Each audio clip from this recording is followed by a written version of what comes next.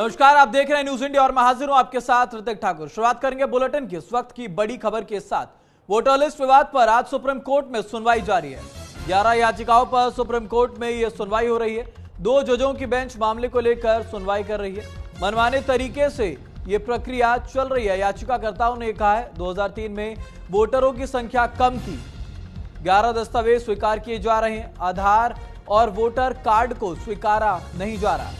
चुनाव आयोग के वकील ने कोर्ट में कहा पूरी प्रक्रिया को तेज गति से किया जा रहा है। हमें सभी याचिकाओं की कॉपी नहीं मिली है। इलेक्शन कमीशन के वकील का यह बयान है। उन्होंने कहा पूरी प्रक्रिया को तेज गति से किया जा रहा है और हमें सभी याचिकाओं की कॉपी अब तक नहीं मिली है। तो आज सुप्रीम कोर्ट में यह सुनवाई की जा रही है। वोटर लिस्ट के निरीक्षण को लेकर के बिहार की सियासत गर्मा चुकी थी, जिसके बाद अब 11 दस्तावेज स्वीकार किए गए हैं और तमाम याचिकाएं दायर करने के बाद अब सुप्रीम कोर्ट में आज ये सुनवाई हो रही है। 11 याचिकाओं पर सुप्रीम कोर्ट में आज सुनवाई होगी। 2 जजों की बेंच में ये सुनवाई की जा रही है। बिहार में साल के अंत में विधानसभा चुनाव होने और ऐसे में वोटर लिस्ट के पुनः निरीक्षण को लेकर के विवाद गर्मा गया था। विपक्ष लगातार हमलावर था। इलेक्शन कमीशन से भी सवाल उठाए जा रहे थे कि आखिरकार बिहार में आधार कार्ड की मान्यता क्यों नहीं हो रही इस निरीक्षण में। याचिकाकर्ताओं का कहना है 2003 में वोटरों की संख्या कम थी।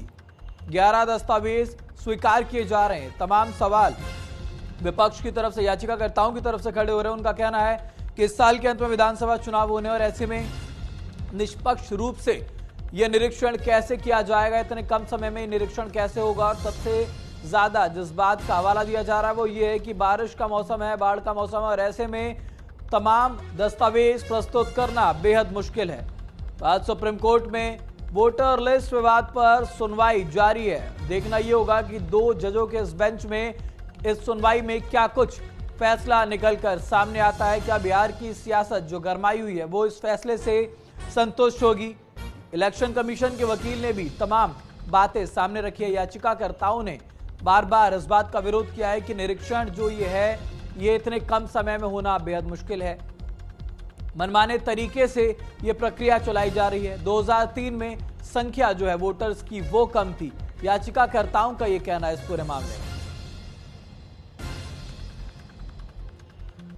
तो बिहार में विधानसभा चुनाव साल के अंत में होने और आधार और वोटर कार्ड को स्वीकार नहीं करने को लेकर याचिकाकर्ता लगातार इसका विरोध कर रहे हैं। उनका कहना है कि ये निरीक्षण मनमाने तरीके से कराया जा रहा है। लेकिन ईसी के जो इलेक्शन कमीशन के वकील हैं वो साफ तौर पर कह रहे हैं प्रक्रिया में तेजी लाई गई है। हमें अभी तक सभी याचिकाओं की कॉपी नहीं मिली है। जो प्रक्रिया हमारी तरफ से चलाई जा रही है वो पूरी तेजी के साथ चलाई जा रही है ताकि समय रहते वो प्रक्रिया पूरी हो सके, जो वोटर लिस्ट का निरीक्षण है वो पूरा हो सके। तो आज सर्वोच्च न्यायालय में ये सुनवाई हो रही है। वोटर लिस्ट निरीक्षण को लेकर के ये विवाद चल रहा था। विपक्ष लगातार सरकार पर हमलावर था। इलेक्शन कमीशन पर कई सवाल खड़े किए जा रहे थे, जिसके बाद 11 याचिकाएं दायर की गई और तमाम याचिकाओं को लेकर आज 2 जजों की बेंच ये सुनवाई करेगी।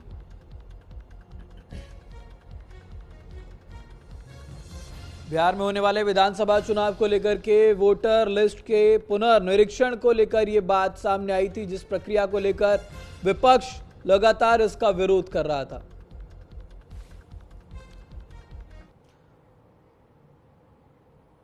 तो इस मामले पर ज्यादा जानकारी के लिए कनिका कटियार मेरे सहयोगी मेरे साथ जुड़ चुके थे। कनिका, आज सुप्रीम कोर्ट में सुनवाई हो रही है वोटर लिस्ट के पुनर्निरीक्षण को लेकर, क्या लगता है क्या कुछ फैसला निकल कर सामने आ जा सकता है? देखिए, जिस तरह चुनाव आयोग ने वोटर लिस्ट निरीक्षण के मामले को लेकर अपना एक बड़ा फैसला बिहार चुनाव से पहले लिया है। तमाम विपक्ष की तमाम जो पार्टियां हैं वो लगातार चुनाव आयोग को घेरती हुई नजर आई हैं। उससे पहले भी चुनाव आयोग में तमाम डेलीगेशन जो है वो जा चुका है। उसके बाद इंडिया गठबंधन की तमाम जो अलग अलग राजनीतिक दल हैं उन्होंने सुप्रीम कोर्ट में याचिका दायर की थी। लगभग विपक्ष की 10 पार्टियां हैं जिन्होंने सुप्रीम कोर्ट में याचिका दायर की थी और याचिका दायर करने के बाद जो है एफआईआर मामले पे रोक लगाने को लेकर जो है विपक्ष ने सुप्रीम कोर्ट में याचिका दायर की थी। लेकिन उसी मामले को लेकर जो है आज सुप्रीम कोर्ट में जो है हियरिंग शुरू होने वाली है। अब से कुछ देर पहले जो है हियरिंग शुरू हो चुकी है और खास तौर पे देखा जाए तो जिस तरह चुनाव आयोग ने एसआईआर का जो मामला बिहार में लागू किया है, उसको लेकर जो है विपक्ष की पिटीशन पे जो है सुप्रीम कोर्ट में आज जो है हियरिंग होगी। हालांकि अगर देखा जाए तो इस पूरे मामले को लेकर सुप्रीम कोर्ट की ओर से क्या कुछ कहा जाएगा, हमें उस फैसले का इंतजार करना होगा। लेकिन लगातार जो है अगर देखा जाए तो जस्टिस धुलिया की जो बेंच है वो आज इस पूरे मामले को जो है लीड करती हुई नजर आएगी। इसके अलावा जो है इंडिया अलायंस समेत तमाम जो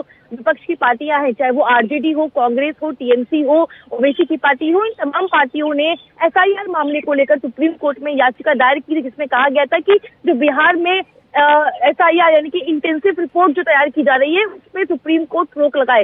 हालांकि सुप्रीम कोर्ट में ये मामला जो है जा पहुंचा है, आज सुप्रीम कोर्ट में इसको लेकर सुनवाई भी होगी। लेकिन विपक्ष को लगता है कि सुप्रीम कोर्ट जो है इस मामले में उनके हक में फैसला देगा। लेकिन आज तमाम अलग अलग पार्टी के जो लॉयर है वो वहां पे प्रेजेंट करेंगे। उसके अलावा जो है तमाम किन दलों को लेकर क्या क्या मुद्दों पर बातचीत होती है, किस तरह से पूरे मामले को लेकर देर में कनिका पूरी तस्वीर साफ हो जाएगी कि आखिरकार सुप्रीम कोर्ट उस पर क्या फैसला लेता है। क्योंकि ये भी कहा जा रहा है कनिका कि जो ये निरीक्षण किया जा रहा है, जो ये पुनर्निरीक्षण है, इसका समय नहीं है। विपक्ष लगातार ये बात कर रहा है कि निष्पक्ष रूप से नहीं हो पाएगा क्योंकि समय बहुत कम है।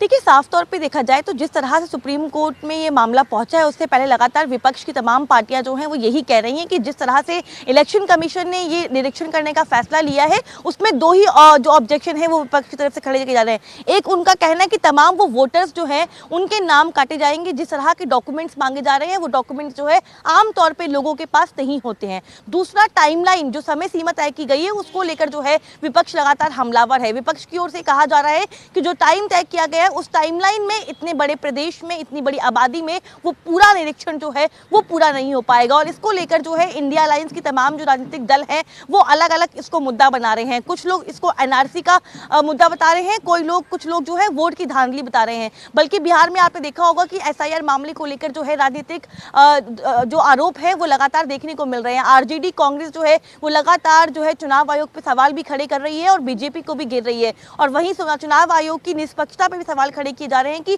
वोट की धांधली की जा रही है।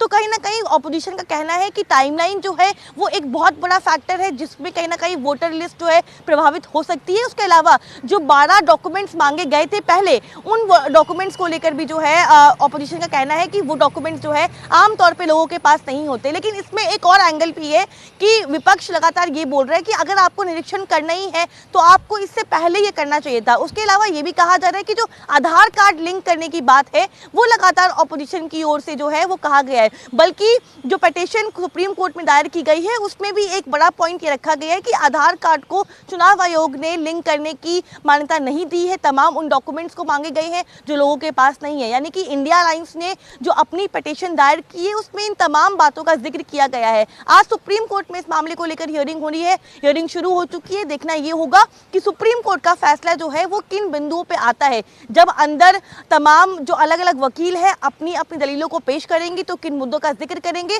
और कोर्ट का इस पूरे मामले को लेकर क्या रुख होगा, इसका इंतजार करना होगा।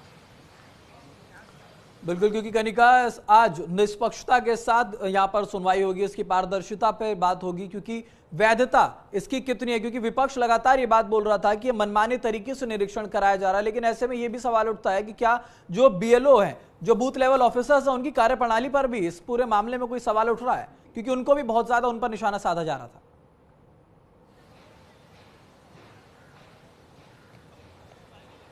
देखिए, आपको याद होगा कि जब एसआईआर का मामला चुनाव आयोग की ओर से बताया गया था, एक फैसला लिया गया था, उसके बाद लगातार विपक्ष की ओर से ये एक बड़ा पहलू भी जो है सामने रखा गया। उन्होंने कहा कि जो बीएलओज हैं क्या वो उस तरह से उनकी तैयारी पूरी हो रखी है। इसके अलावा लगातार बिहार में जिस तरह की आबादी है उसको लेकर भी विपक्ष जो है वो लगातार यही बोल रहा है कि 8 करोड़ की आबादी में किस तरह से आप जो है पूरा निरीक्षण जो है वो कर पाएंगे। लोगों का कहना है, विपक्ष का कहना है कि बिहार जैसा जो प्रदेश है जहाँ पे लगातार बाढ़ आती है, तमाम तरह के पलायंस होते हैं, वहां पे लोगों के पास डॉक्यूमेंट्स नहीं होते हैं। तो कहीं ना कहीं कई ऐसे पहलू हैं जिसको लेकर जो है विपक्ष अब चुनाव आयोग पे सवाल भी खड़े कर रहा है। लेकिन इसके अलावा जो महाराष्ट्र में वोटर लिस्ट का मामला कांग्रेस पार्टी और तमाम विपक्षी पार्टियों ने उठाया था, उसका एक एग्जाम्पल भी जो है पिटीशन में दायर किया गया है, जिसमें महाराष्ट्र की वोटर लिस्ट का भी जो एक मामला था उसको रखा गया है कि महाराष्ट्र की वोटर लिस्ट में जिस तरह से वोटर्स की संख्या बढ़ गई थी, उसको लेकर भी जो है अब विपक्ष जो है चुनाव आयोग पे सवाल खड़े कर रहा है। लेकिन अब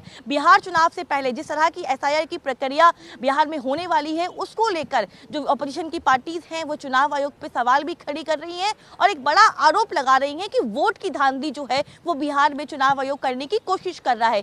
वोटर लिस्ट, टाइमलाइन और बीएलओस की जो तमाम प्रक्रिया है, उन तमाम पहलुओं पे जो है सवाल खड़े किए जा रहे हैं और इसको लेकर ही जो है सुप्रीम कोर्ट में याचिका दायर की गई है। आपको याद होगा कि टीएमसी की ओर से कहा गया था कि एनआरसी लागू करने के लिए ये एक सरकार की पहल है। वहीं ओवैसी की जो पार्टी है, ओवैसी खुद ये बोल रहे हैं कि एनआरसी लागू करने के लिए कहीं ना कहीं इस तरह का षड्यंत्र रचा जा रहा है। तो चुनाव आयोग को लेकर जो है आप पूरा जो गठबंधन, इंडिया गठबंधन हो या अलग तमाम राजनीतिक दल हो, वो अब चुनाव आयोग पे हमलावर है और इसी को लेकर जो है तमाम राजनीतिक दल जो है वो सुप्रीम कोर्ट पहुंचे हैं, वहां पे याचिका दायर की गई है। उस मामले को लेकर अब सुनवाई चल रही है। सुनवाई में देखना होगा कि कोर्ट आखिरकार किसके हक में फैसला करता है और जब कोर्ट की हियरिंग होगी तो कौन कौन सी दलीलें जो हैं वो पेश की जाएंगी, क्या कोर्ट को लगेगा कि ये मामला सही है, तमाम पहलू जो है उस पर तमाम चर्चाएं जो होंगी और फैसले का हमें इंतजार करना होगा। बिल्कुल, बहुत धन्यवाद आपका तमाम जानकारी के लिए और हमारे साथ जुड़ने के लिए कनिका। तो गुजरात के वडोदरा से इस वक्त की बड़ी खबर आपको बता दें, वडोदरा में गंभीरा पुल हादसे में